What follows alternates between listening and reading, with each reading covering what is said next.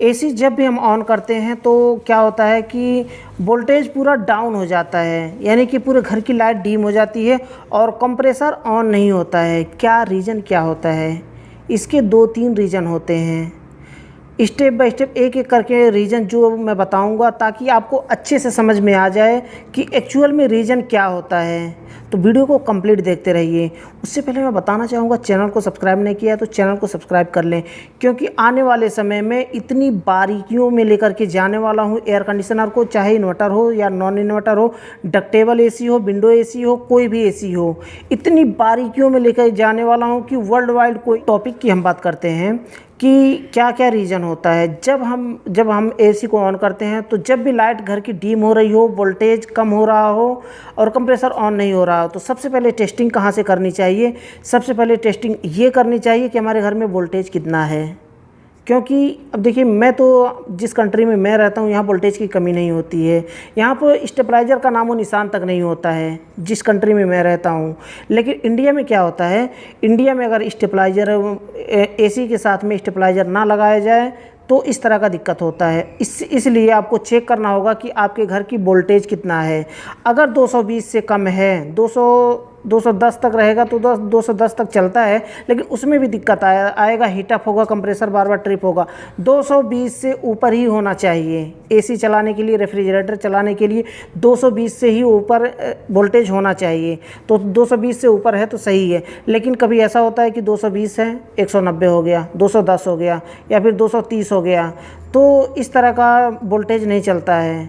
Voltage fix होना चाहिए, जो कि इंडिया में ऐसा इम्पॉसिबल है।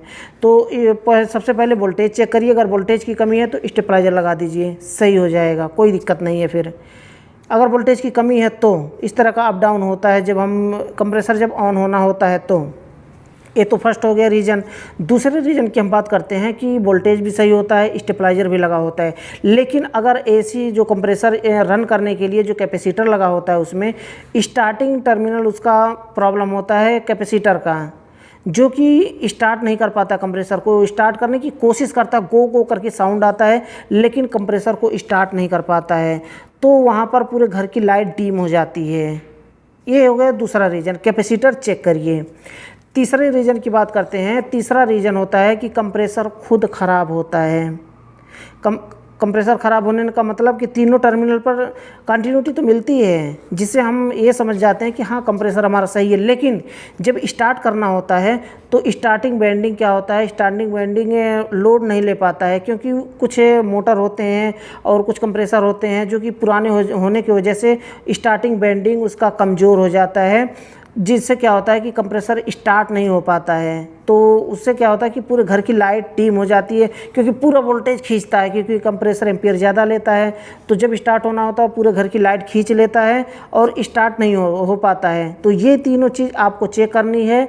और आपको ये भी चेक करना है कि कभी कभी ऐसा होता है कि जहाँ थिम्बल लगा होता है, तीनों टर्मिनल लगे होते हैं कंप्रेसर के, वहाँ पर क्या होता है कि स्पार्किंग होने की वजह से वायर जल जाते हैं, जिसकी वजह से ऐसा भी हो सकता है। तो इसे भी चेक करना ज़रूरी है। ये जो 4 रीज़न मैंने बताया, इसको अगर आप चेक कर लेते हैं तो इस फॉल्ट को आप सॉल्व कर सकते हैं। मुझे लगता है कि छोटा सा वीडियो, छोटा सा टिप्स आपको बहुत पसंद आया होगा।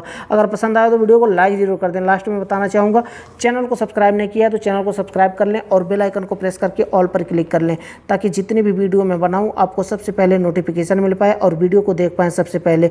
तो आज के लिए बस इतना ही था। अगली वीडियो में फिर जल्दी ही मिलते एक नए टॉपिक के साथ।